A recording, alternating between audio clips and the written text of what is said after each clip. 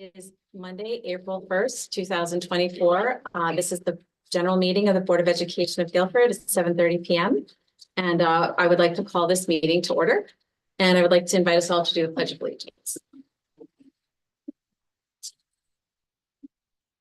Pledge allegiance to the flag of the United States of America and to the republic for which it stands, one nation, under God, indivisible, with liberty and justice for all.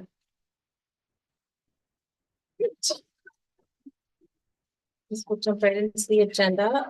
Item number 3 is to act on our minutes from this last month. The first is 3.2 on March 11th, 2024. Do I have any input or comments? Do I have a motion? Motion to approve. Second? Second. Oh. So are there any comments on the minutes or any corrections that anybody needed to make? One comment, there's one. Sure.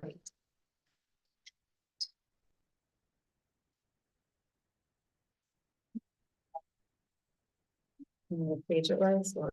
Yep. It's a long 7 minutes. So. Okay, so it is this meeting and on reports of committees, 10.1 policy committee. Okay. It says Mrs. Peck noted upcoming topics for the policy committee include dress code, cell phone usage, and educational materials. Those were actually past topics from the policy committee that we discussed in policy meetings. Okay. Not upcoming. So past. Okay. Yes. Perfect. So adding past. Yeah. Adding the word past in The place word of past upcoming. the 10.1. Yes, replace upcoming with past. Okay, great. Thank you. Any other corrections or additions? Yes. Okay, if there's no other corrections. All in favor of minutes for March 11th, 2024? Aye. Okay, great. Item 3.2 is the March 25th, 2024 minutes. Again, this was a smaller workshop meeting. Is there any comments or corrections? Motion to approve. There's a second. Second. All in favor? Well, there's just. The signature, the signatures, and it's got my electronic That's true. signature. It should Thank you have, for it should catching have that. Dr. Val Tracy's electronic Okay. Mine signature. has, Where is he? mine has Kathy, mine Yeah. has Bella Tracy. Mine does not. But no, you got Dr. Mine Freeman's has Bella signature. Tracy. What's the Ah. signatures are different? There you go. Thank you. And then in the teachers present, I think there's a typo. It's supposed to be Emily Fournier. Thank you. Great. Do we have all BOE members on this list?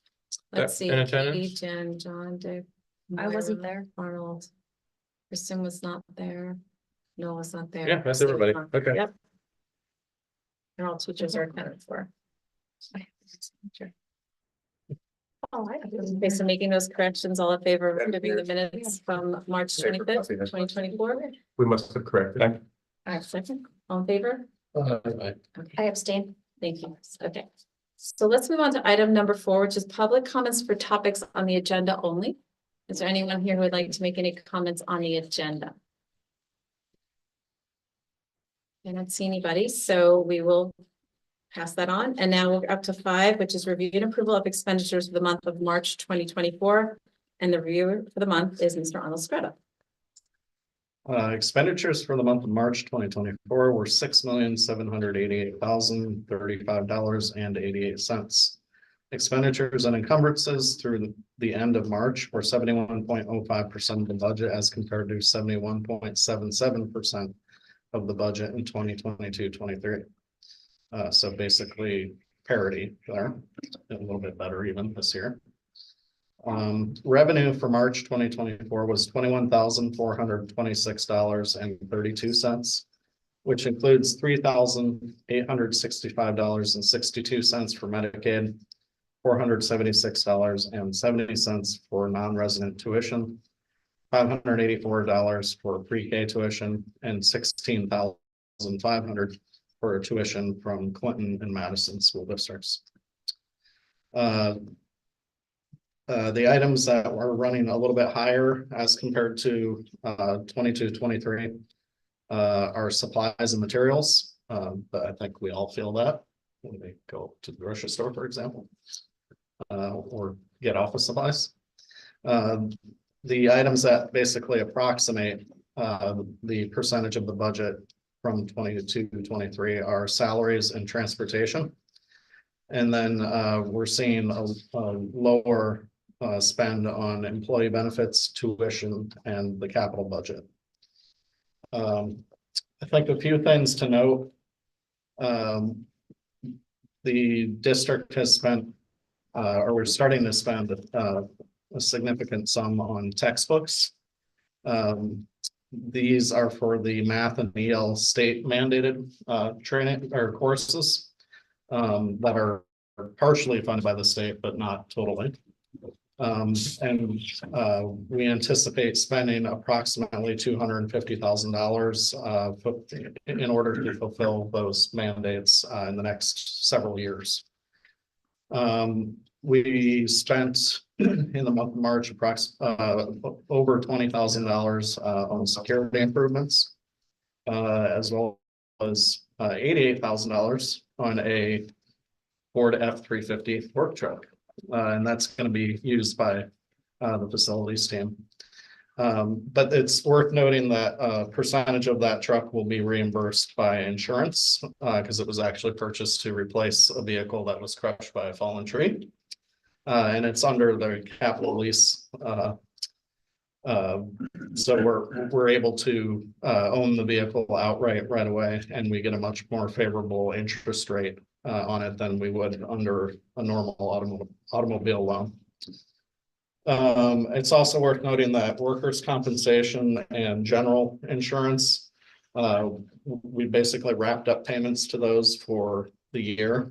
And though general insurance came in 7% under budget, over 7% under budget, and workers' compensation came in approximately 8.5% lower than budgeted.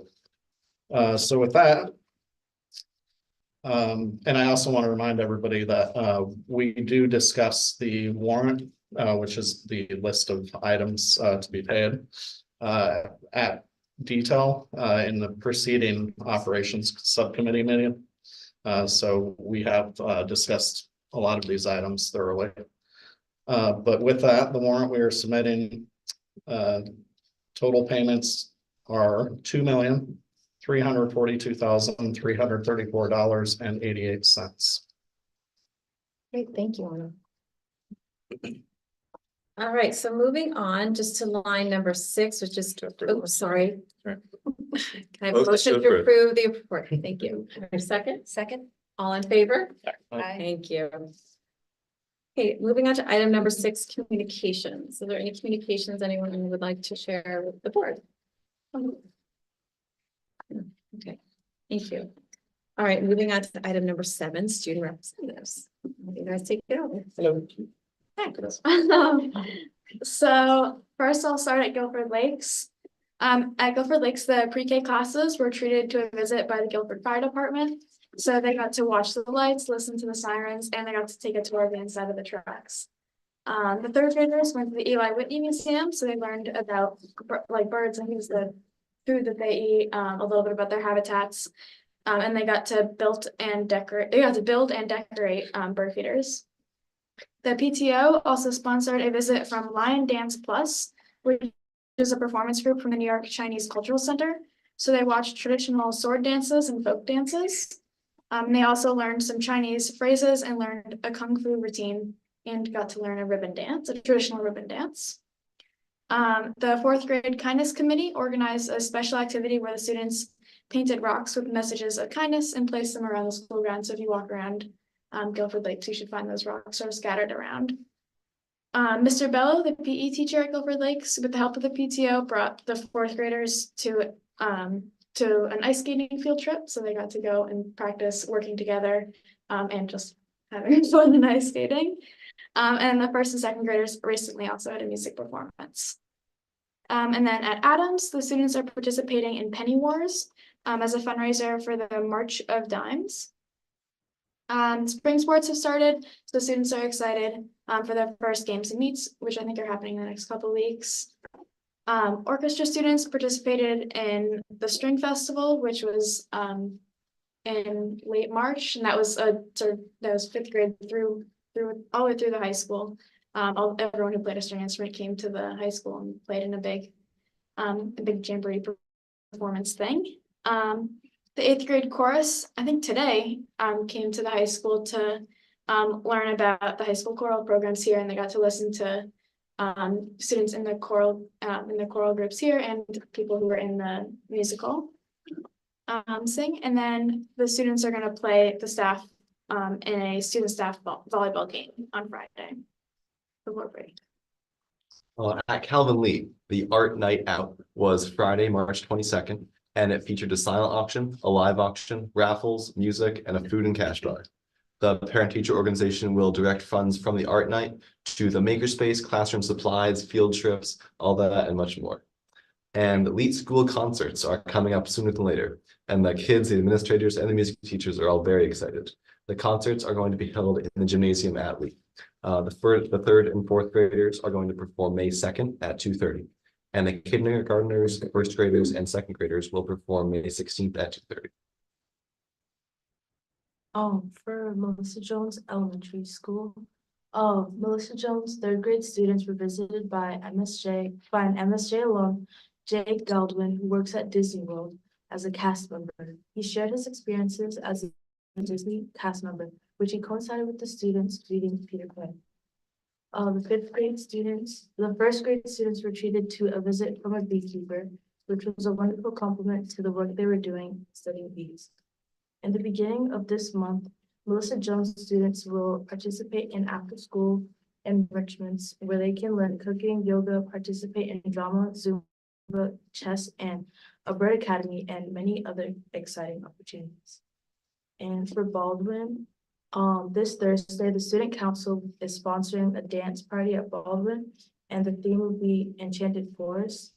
There will be 2 sessions, one for the 5th grade students and another for their 6th grade students, to enjoy music and fun with DJ Dennis. Many thanks to Mrs. Gallagher and Mr. Vitale and the members of their student council for organizing the event. Believe it or not, the fourth quarter of the year begins later this week for them. And with the start of the quarter comes the process of planning the end of year experiences for their students.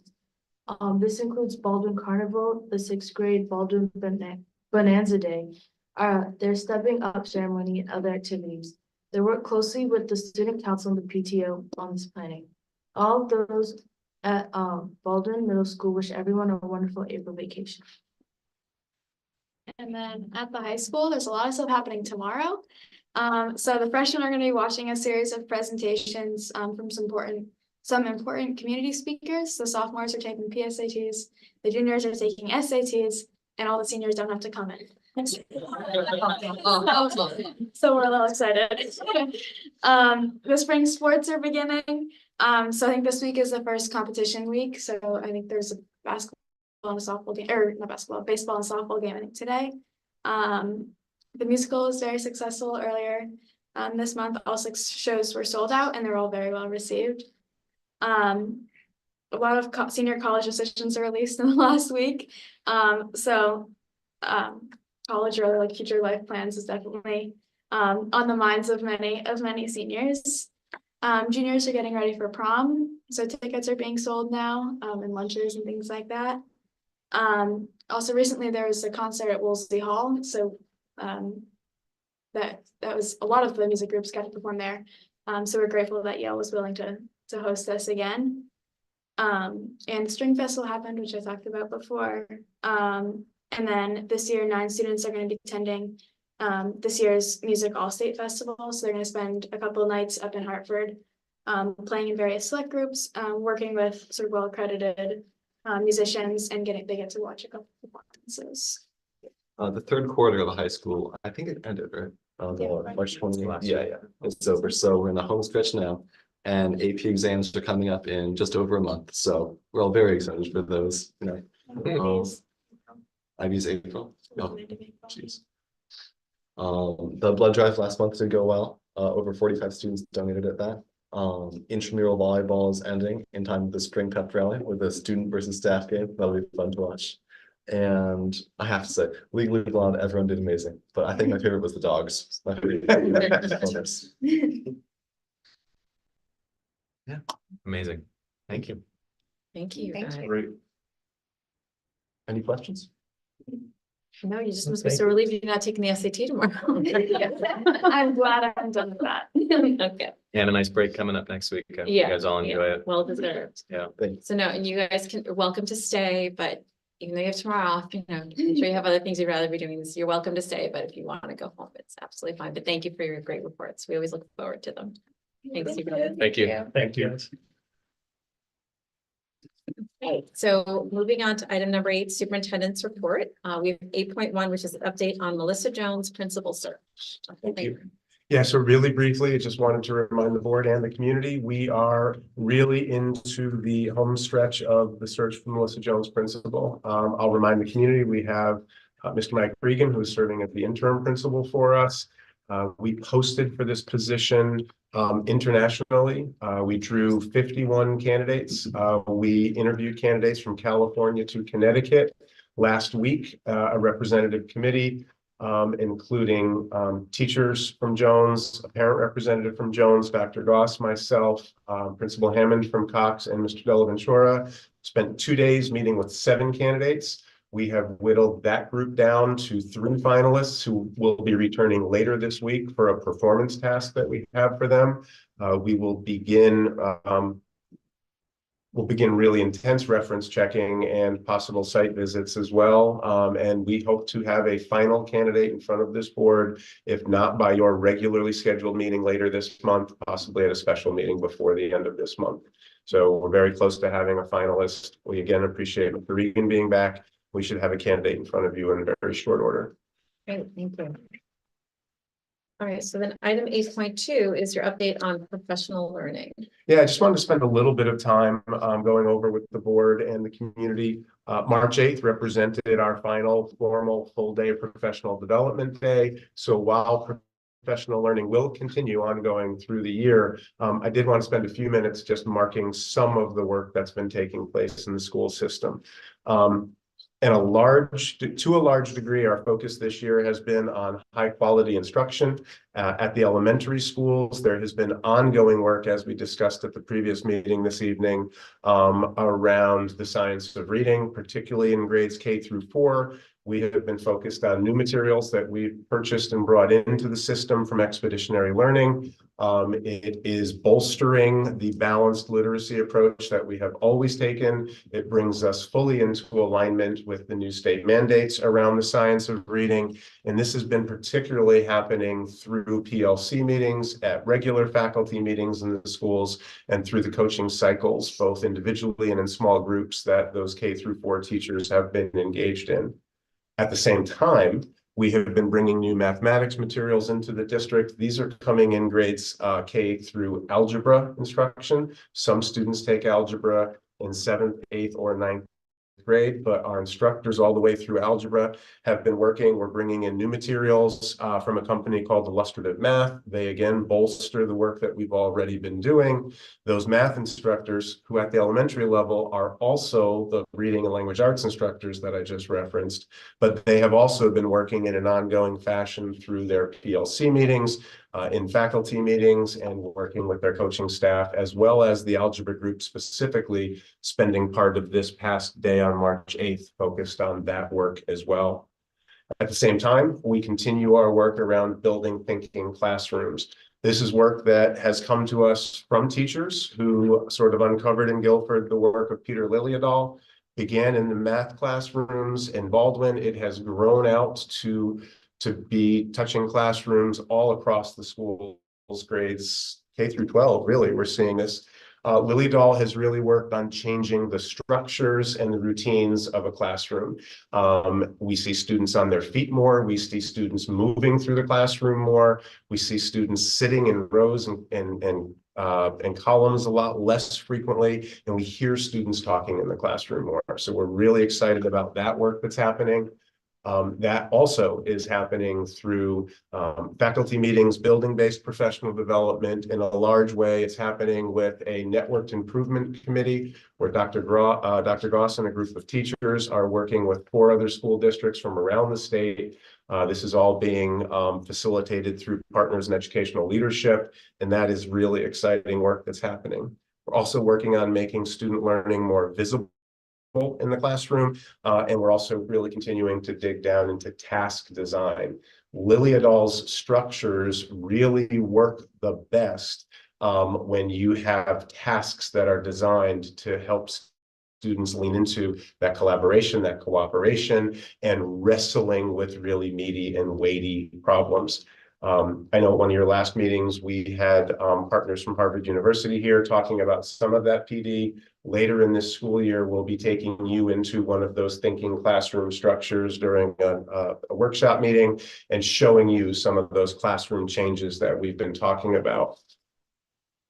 At the same time, as we have been continuing to lean into that high quality instruction and those academic aspects, the instructional components, we've also followed a parallel track this year around belonging. So we have spent this year talking about how we ensure that all of our students know that they belong in our classrooms here in Guilford. This is work that we've been working on for some time. It is of particular import this year as we prepare to accept students through the Open Choice program. As those students begin joining us next year, we need to generally be talking about how we send that message to all students. We need to make sure that when we invite students who don't have Guilford addresses to join us, that they are ensured that they're welcome here and that they are part of our learning community. Dr. Harrison has been doing a significant amount of this work with us. I'll note here, Dr. Harrison's contract with us over the last 3 years has been as the Family Equity Liaison. In that role, Dr. Harrison works primarily with families in the community, with principals in our schools, helping them when we have issues of belonging around students. And more, he's been working directly with students themselves in that role. The work that he has done with teachers this year falls outside the scope of that agreement, and we have also partnered with the Partners in Educational Leadership. We've secured that instruction through them and made it really clear that we wanted Rydell to be the person to deliver that learning for us. So for teachers in our system, it is seamless. It's continuing to be Rydell, who's part of our team, who's doing this work with us. At Convocation, Rydell presented the idea of belonging in our schools. And again, the importance about belonging in our schools, the scientific importance behind it. We're not just talking about belonging to feel good. We're talking about equity and belonging as it relates to brain science and what that does to learning. If you don't feel that you belong in a space, it's really hard for you to be able to learn in that space. When you know that you belong in that space, it opens up all kinds of opportunity. Specifically, as this year has unfolded, Dr. Harrison is focused on what barriers to belonging we need to be aware of as adults. So I know I've informed the board previously that on early release days that fell across September, October, and January, Rydell worked with teachers at the elementary, middle, and high school level, particularly talking about individual implicit biases. Everybody carries biases with them. It is natural, it is normal. But being aware of them allows you to be more thoughtful in what you do with those biases and how teachers need to make sure that we don't allow that to interfere with our relationships with students. So he took us through the first half of the year going through those sorts of conversations. In January, he worked with the administrative team about restorative justice. We looked at some of our disciplinary practices and how we can create more restorative settings rather than punitive settings around discipline and in the school setting. And then on March 8th, we're particularly proud of the fact that he spent the full day working with all of our staff in 2 different groupings. So over the early release days, we took elementary, middle, and high as clusters. For March 8th, we brought grades K through 6 together, and then we brought grades 7 through 12 together. In that conversation, we talked about microaggressions. Again, a barrier to belonging. The idea that we could have often unintentional, but small and individual communications that get in the way of making sure that every student knows that they belong in those classrooms. Rydell spent the day on March 8th having those conversations with our staff members. And just to brag a little bit, at the end of the day, Rydell shared a survey with the teachers who had participated, asked for them to complete the survey in the space before leaving the room. He got 101 responses from about 300 teachers who were in attendance, which is actually a really good return rate on one of those surveys. On a 5-point scale, he asked 4 questions about the overall experience, how the teachers were processing the time in the conversation with him, how they planned on continuing reflecting on that experience, and how they would apply that experience to their new learning. On a 5-point scale, the average return from our teachers was a 4.6. Just as we've heard from the teachers working with our partners at Harvard, they're finding this to meet their needs. This is the work they want to be doing, and the conversations with Rydell are helping them feel better prepared to do that work. I do want to remind you, you heard at your last workshop meeting how we're building this work on top of the case study model that the team from Harvard has brought to us.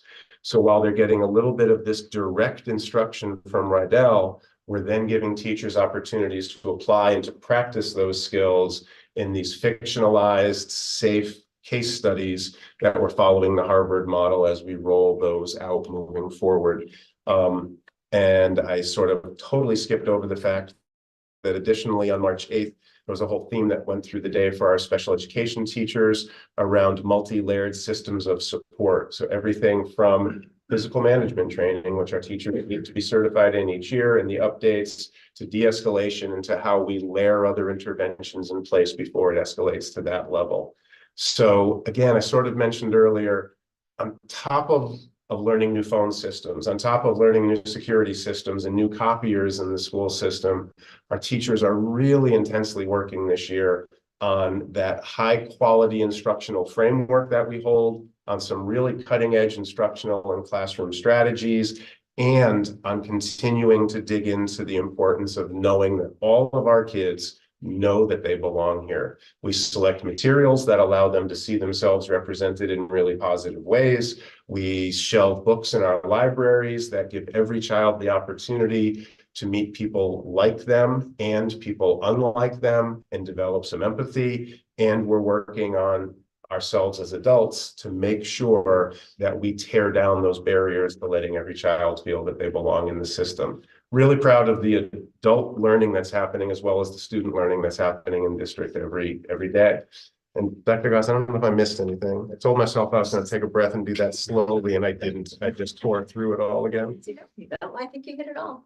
That's wonderful. I mean, it's amazing what you can accomplish just in a day, right? And it makes you realize, like, if we could give them more of this, it would. But I'm really glad that the quality of the professional development you give them on these days is received so well, first of all, and that you see it matriculate into their every day in ways that are pretty powerful for the students and the teachers. So. And the feedback from the teachers is that, right, we're working on everything from phonics to mathematics instruction to the way we structure our classrooms to what it means to accidentally hurt somebody's feelings and make them feel that they don't belong, and how do we do that better individually as the adults in the rooms creating the settings.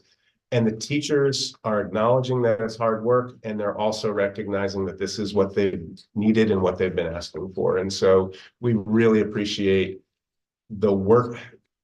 The days that we have a day off or an early dismissal and we feel that that is a day off are some of the hardest work days for our teachers and our staff. That's what I'm thinking as you're Yeah, describing. and we really appreciate the work that they bring to it every day.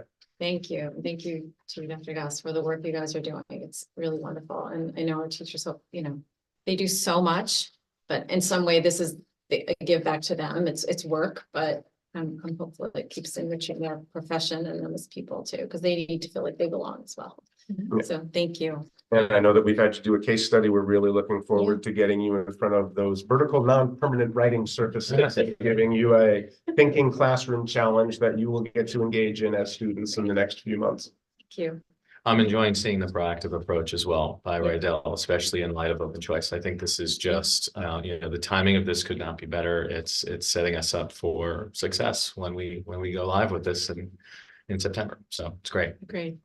Thank you all. you. Any other comments or questions for Dr. Chairman? That concludes my report tonight. Thank you. Great time. All right, then we will move on to item number 9, the board agenda. 9.1 is to act on personnel items. We've all received updated. So, Yeah, that was at your seat when you sat down. That didn't make it into your packet on Thursday. so I will run through the report and then we can vote. So we have to ratify the resignations of the following teachers. Heather Potts, Guilford High School Special Ed, 6 years of experience, effective date March 11th, 2024. And Gina Santino Wojtek from Guilford Lakes Elementary School, grade 1, 3 years of experience, effective date June 30th, 2024. We also ratify the retirement of the following teachers. Francis McGrath, Adams Middle School, school counselor, 19 years, effective date June 30th, 2024. Lorianne Loix, Guilford Lakes Elementary School, 34 years of experience, effective date June 30th, 2024. Jane Postavoy, Baldwin Middle School music teacher, 21 years, effective date June 30th, 2024. And Karen Whiteman, Adam Middle School science teacher, 27 years of experience, June 30th, 2024. A lot of years. It is a lot of years represented here. Wow. Yes, and a lot of wonderful teachers retiring on this list that probably have taught some of our kids, and Thank you. That's I want amazing. to say thank you Yeah. because we value them. Do I have a motion to approve? So moved. Second. All in favor? Aye. Thank you. Okay, moving on to item number 9.2, is to approve the donation of $7,010 from the Guilford High School Boys Lacrosse Netminders Booster Club for the salaries for 2 assistant coaches. Do I have any questions? I have a motion to approve. Motion to approve. Second. All in favor? Aye. Aye, wonderful. Okay, item number 9.3 is to approve a donation of 1,176 books valued at $11,760 from Celestial Buddies to elementary school students. If I could just expand a little on this, if that's okay. This is a donation from a member of our community, Mr. Jonathan Silbert, who donated the book "Oh, What a Joy is a Solar Eclipse." And per the request, each elementary student will receive a copy of the book, and the remaining books will be put in the elementary school libraries. This is very timely, as we have a solar eclipse that I have a child who's leaving college for a day to go witness. The books are staged at Lathrop House, and That's with your amazing. approval tonight, we That's will begin fantastic. distributing them tomorrow, and every elementary student in our district will go home with one before the eclipse that occurs on Monday. And then there will be additional copies to be kept in our school libraries as well. Wow. Really appreciative for this. Such a wonderful and generous donation from Mr. Silbert, and something that will literally impact every one of the elementary students. So do I have a motion to approve? So moved. Second. All in favor? Aye. Wonderful. That's a happy one. Okay, moving on to item number 9.4 is we have to act on participation in the healthy food option of the healthy food certification. So I'm going to read through the language, and we have 2 votes we have to take on this language on the certification process. So pursuant to Connecticut General Statute, section 10-215F, the Guilford Board of Education certifies that all food items offered for sale to students in the schools under its jurisdiction and not exempted from the Connecticut nutrition standards published by the Connecticut State Department of Education will comply with the Connecticut nutrition standards during the period of July 1st, 2024 through June 30th, 2025. This certification shall include all food offered for sale to students separately from reimbursable meals at all times and from all sources, including but not limited to school stores, vending machines, school cafeterias, culinary programs, and any fundraising activities on school premises sponsored by the school or non-school organizations and groups. Do I have a vote to approve that? So moved. Second. All in favor? Aye. Aye. Thank you. Thank you. Moving on to the second portion of this certification. The Guilford Board of Education will allow the sale to students of food items that do not meet the Connecticut nutrition standards, provided that the following conditions are met. 1, the sale is in connection with an event occurring after the end of the regular school day or on the weekend. 2, the sale is at the location of the event. And 3, the food items are not sold from a vending machine or school store. An event is an occurrence that involves more than just a regularly scheduled practice, meeting, or extracurricular activity. For example, soccer games, school plays, and interscholastic debates are events, but soccer practices, play rehearsals, and debate team meetings are not. The regular school day is a period from midnight before to 30 minutes after the end of the official school day. Location means where the event is being held and must be the same place as the food sales. Do I have a motion to approve? So moved. Do I have a second? Second. All in favor? Aye. Aye. Thank you. Thank you. Well done. Okay, thank you. So moving on, that took care of item 9.4 and 9.5. 9.6 to act on the district diversity and hiring plan draft. And I will turn this over to you, Mr. Boating, to explain what that is. Sure. In 2023, in the state's legislative session, they passed the bill requiring school districts in 2020, starting in 2024, to create a district diversity and hiring plan, which specifically details the district's plans to not only attract but retain a more diverse teaching force. What you have included in your packet is the draft, the first draft of the proposed plan. It's a living document that we can add to as we move forward. It is a draft and requires board approval before I can submit it.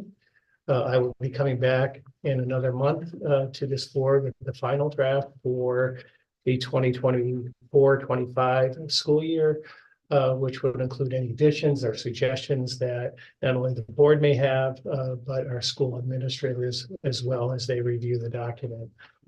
It's important to note in this first draft that the document reflects many of the things we are currently doing. We've been fortunate enough to be proactive in this endeavor, and we are working with not only our local team, but also statewide with other districts to see what we can do to encourage a more diverse workforce by going outside of Connecticut and looking at other states, potentially other countries, because as we know right now, the teacher shortage is impacting us in so many different ways that we have to look at new venues and new opportunities that may be out there. So I'm asking the board tonight to approve this draft so that I can submit it this week. And then we'll vote at the next general meeting next month on the final draft. That is correct. Great. And I'll just reiterate that while this is a new requirement from the state, the board will not see anything in our plan that is new to us. We are codifying We've been doing this. activities and actions that we've taken already and simply putting them into the form mandated by the state at this time. Thank you. Wonderful. Thank you. Appreciate the explanation. So do I have a motion to approve the district diversity So moved. and hiring plan draft? Second. All in favor? Aye. Thank you. Okay, moving on to 9.7 is to act on recommendations from the policy committee. So I'll turn that over to Mrs. Peck, the chair of the Okay. committee. So we are going to first review policy and regulation 5118 on attendance, truancy and chronic absenteeism. This is something the board has had for the last month. So hopefully you guys have all really read through it with a fine-toothed comb, and I'm sure it's helps you fall asleep at night. I'm just going to read through the substantial change, which is in the regulation rather than the one that's in the, there's actually not much that changes in the policy. Right. So if you guys want to flip to attendance, truancy and chronic absenteeism, we are in section 3. The change is really the addition of the word may. So we're giving kids kind of a second chance to make up for lost credits. So the change reads, the second cut for the semester in the same class may result in a loss of credit. The parent or guardian will be notified of the potential loss of credit, and a plan to restore the student's good standing may be made. So this is just giving the district a little bit more leeway in terms of punitive actions and kind of allowing us to reinstate students' good standing. Again, it continues an unexplained absence in one or both periods of a double period class will result in a first cut. A second cut of any type in this course may result in a loss of credit. So we're simply swapping the word will to may. Any questions about this from anyone? Okay, Well, why don't we do this? Why don't we vote on the policy and the regulation, and then you can, we could do 9.7.3, if that's okay? Sure. Okay, great. So do I have a motion to approve policy 5118, attendance, truancy, and chronic absenteeism? So moved. Second. All in favor? aye. Wonderful. Item 9.7.2 is the regulation 5118, attendance, truancy, and chronic absenteeism. Do I have a motion to approve? So moved. Second, Second. all in favor? Aye. Wonderful. Okay. The next topic that we're going to discuss again, this is something that we've seen for the last month. This is a new policy 6409. And this policy is simply something that we as a district have been doing, and we are changing this policy to formally add it to our policy handbook, and it is in keeping with the State Department of Education's requirements. So the change here is with regard to special education students. And it simply requires the district to continue keeping children in district until the student turns 22. So I'll read through the changes here as well. In accordance with the regulations of the State Board of Education, each local and regional Board of Education shall provide special education for school-aged children requiring special education. The obligation of the school district under this subsection shall terminate when such child is graduated from high school or at the end of the school year during which such child reaches age 22, whichever occurs first. Effective July 1, 2023, all students remain eligible for special education services under the Individuals with Disabilities Act through the end of the school year during which the student turns age 22 or until the student graduates from high school with a regular high school diploma, whichever occurs first. Pursuant to the Connecticut General Statute 10-259, school year is defined as July 1 through June 30th. Any questions on this from anyone? Just want to point out the changes, the age 22 through the entire school year. Yes. Right. Correct. Okay, so can I have a motion to approve policy number 6409, special education? So moved. Second, Second. all in favor? Aye. I want to note that that was an unfunded mandate. Yeah. That is, we were required to do this, but we'd have to pay the cost of that. Correct. Okay, moving on to 9.8. Is it the receive item only? Guilford Public Schools annual report, and I'll just reference 9.8.1 is the 2021 exhibit. 9.82 is the 21-22, and 9.83 is the 22-23. And I'll just let Dr. Freeman just give a brief explanation of this receive item. Yeah, this is receive only. There's no action required on the part of the board, and this is a little bit of housekeeping. We have gotten behind in getting the annual reports first to you and then to the town. This receive item tonight catches us up and gets us back to current. At the end of this school year, we'll begin working on the annual report for school year 23-24. Significant thanks go to Lori Hahn for pulling all of this together. Again, I'll note there probably won't be anything in these reports that the board doesn't know already, but it's interesting to look back, particularly at 2021. It was an eventful year. There's a lot going on. Seems like a lot longer ago than Right. just a few years ago. But again, appreciation to Lori Hahn, and we apologize that we got a little behind, but this brings us to current. Yeah, I was reading about, remember graduation of 21, the car procession. just- Yep.